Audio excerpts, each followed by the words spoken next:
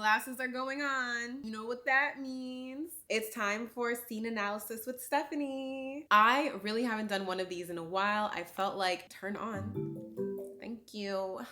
I felt like it was overdue for an educational video. So today I want to break down the opening scene of Hacks. Okay, so this is actually the scene after the title card. This is not the opening scene because when I rewatched it, I was like, oh, this is perfect. Okay, so we are coming in late to this scene. Visually, you can tell that because if you look at the drinks on the table, they're all low in the glass. You can also see that there's multiple. And this dialogue that we are experiencing right here, it may seem like small talk, but you have to think like a TV writer, right? We don't write small talk. We don't write anything unintentionally. So let's pause for a second. What does this dialogue mean? What is this dialogue about thematically? So if you actually listen to what he's saying, the dialogue is all about change, right? He's saying that he's making changes to the hotel. So that's really set up for what's coming next, which is thematically Deborah's world is about to change because he's going to tell her that they're cutting her stand-up comedy act on Friday and Saturday nights.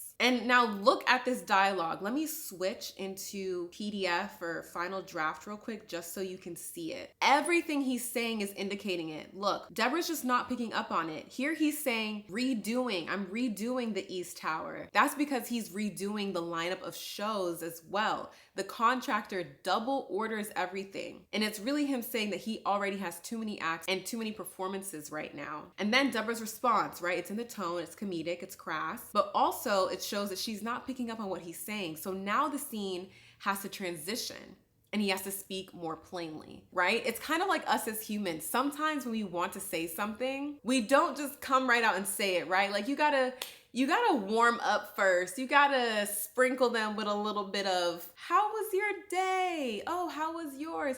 Oh, well, the funny thing that happened to me today was actually the thing that I wanna ask you about, but I'm too afraid to ask you about that.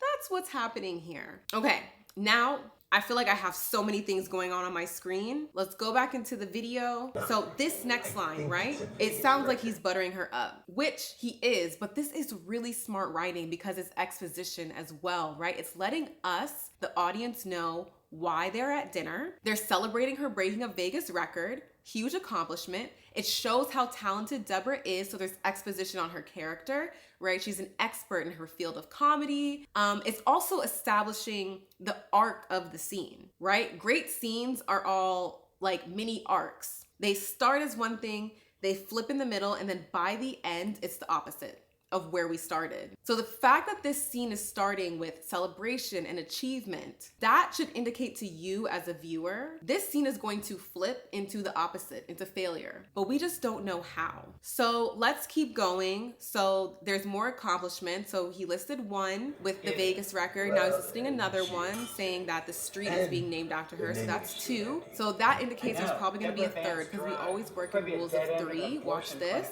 Oh, she lands a joke with him, right? And then she jots it down in her notebook. Why? Because this is the third accomplishment that is being brought up. That's the true achievement that she cares about, right? Clearly, this is someone who still cares about her craft. That's why she's so good at what she does. And when a joke lands, it makes her feel accomplished. So that was the rules of three. And now that we've done rules of three, this is when it should flip. And it does, because now he's going to tell her that he wants her to do fewer shows a year. So the reason he does this structurally is because as writers, we need to set up the problem of the episode. But remember, this is the pilot, and it's really smart because the problem of this scene is not just for the episode, but really it hits on the whole theme of the show. It's literally called Hacks because she feels like she's turning into one, right? She feels like she's not fresh enough anymore with her material, like she's not doing enough to stay relevant, right? That's what this show is about. So you can see that the central problem of the opening scene of the pilot episode is actually on theme. It's not just the episodic problem.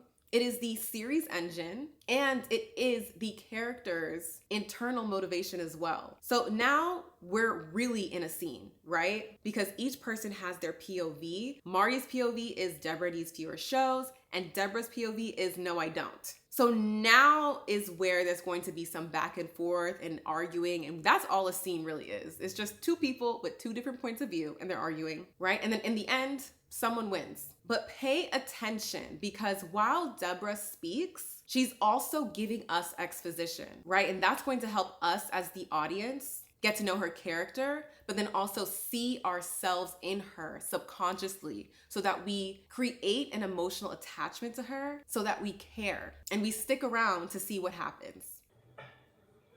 Yeah, I need some marquee dates for a new acts. Like Pentatonics. What the hell's that? They're a beatbox forward a cappella group. They do medleys. They won the sing-off. Gives a shit.